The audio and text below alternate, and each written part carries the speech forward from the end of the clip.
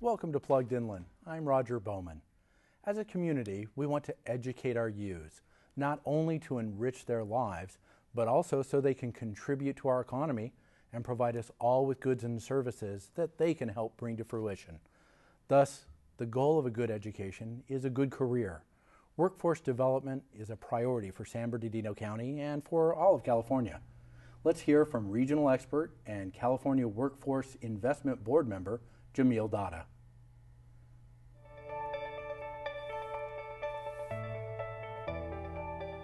Hi, I'm Jamil Datta, and I am Vice President of Investment Services at Provident Bank, based in Riverside, California. And I am presently Chair of the California Workforce Investment Board, and I am also Chair of the Riverside County Workforce Investment Board. I am past Chair of the National Association of Workforce Boards in Washington, D.C., where I still sit on the Executive Committee, and that allows me to work in Sacramento and Washington frequently.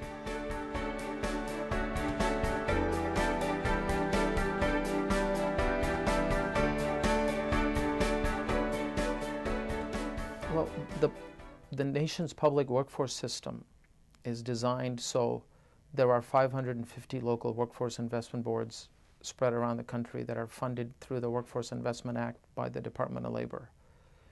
And the biggest issues right now are, people think that there's a shortage of jobs because there's so many unemployed people. There are many regions where there are jobs looking for people. It sounds kind of weird, but there's a shortage of high-skilled workers, and clearly there's a shortage of education is a huge problem because we're not putting out the properly trained workforce that our businesses need.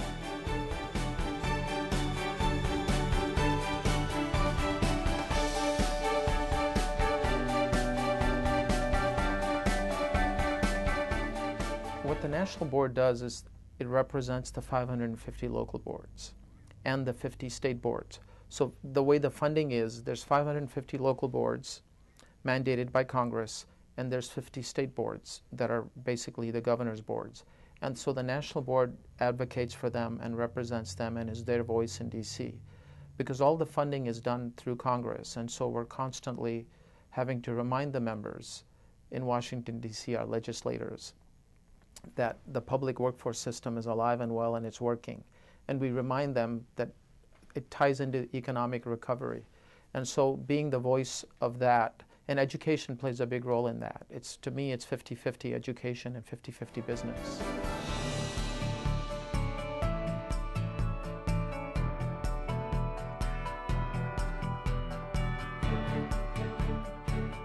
Well, the big problem nationally is this Workforce Investment Act, under which we are operating, was signed by President Clinton in 1997.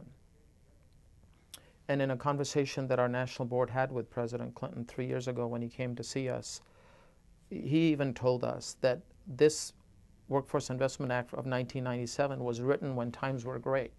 Now things are different. So right now we're advocating the legislators in Washington to reauthorize the Workforce Investment Act with a whole new look because times have changed. Now, having said that, we do want to make sure that what continues is the business sector leadership. Because I'm a private sector leader on workforce boards, there are 13,000 like me on these 550 boards. They make up the majority of the boards. And members of Congress actually like to hear from the volunteers. And so we're there showing them, look, the boards are the local conveners. They're the quarterback. In each local region where the boards are, they are the best. They know their labor market information. They know who to bring to the table. They bring the higher education to the table. They bring K through 12 to the table. They bring labor to the table. They bring community organizations to the table. So we want to preserve that part of it, but it needs to be redone in a different way to meet today's economy.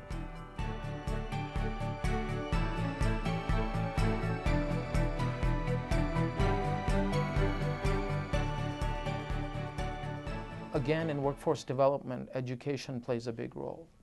And I'm a resident of Riverside County, proud, had opportunities to move don't want to move. I love it here. I want to stay here. So it's tough for me to say negative stuff about our region, but there are many problems. And one of the problems is that we have high unemployment. As you know, it's generally 4% higher than the national. And the main reason is because we didn't diversify our economy and we got stuck. We got caught, with our pants down, so to speak, when this stuff happened 4 years ago. So what's happening here is we're not graduating enough students. The state average of graduates with a bachelor degree is 30%. In LA, city of LA and the Bay Area, the bachelor degrees are 50%. But in our two-county inland Southern California region, it's 20%.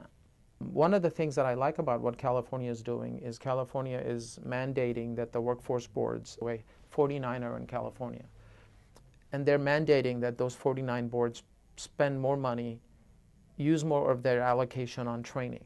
And that's actually a good thing, because we want to train more of our workers, our unemployed workers, to get better training so they can get a better job.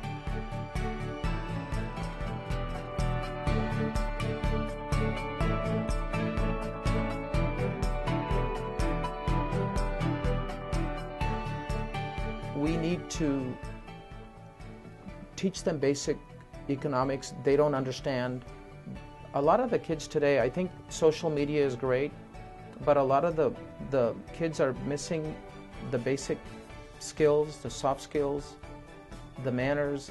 We're not teaching them those things in school. That's where they need to learn, because otherwise they're not taught that. And when they graduate, if they graduate, they're clueless. Even if they get a job or they're applying for a job, they don't know how to interview. And that's a big problem.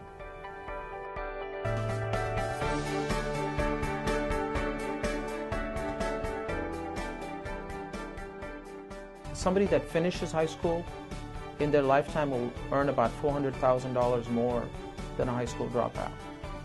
But somebody that gets a bachelor's degree, that finishes college, compared to that dropped out of high school, earns about $1 million more in their lifetime.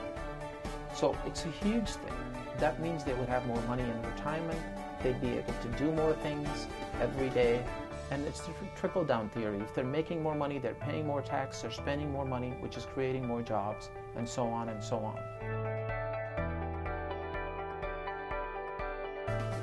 One of the things I want to remind a lot of the students, because I speak in front of groups all the time, and a lot of the kids are angry because they're not getting hired, because the unemployment rate for graduates is like almost 50%. And they demand jobs, and they feel like I'm entitled to a job because I went to college.